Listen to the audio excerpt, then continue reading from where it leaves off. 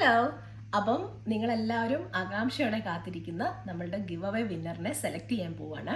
അപ്പം ഞാൻ ഇവിടെ ഒരു ടൂൾ യൂസ് ചെയ്തിട്ടാണ് സെലക്ട് ചെയ്യുന്നത്. അപ്പം നമുക്ക് ആരാണ് ആ വിന്നർ എന്ന് നോക്കാം അല്ലേ.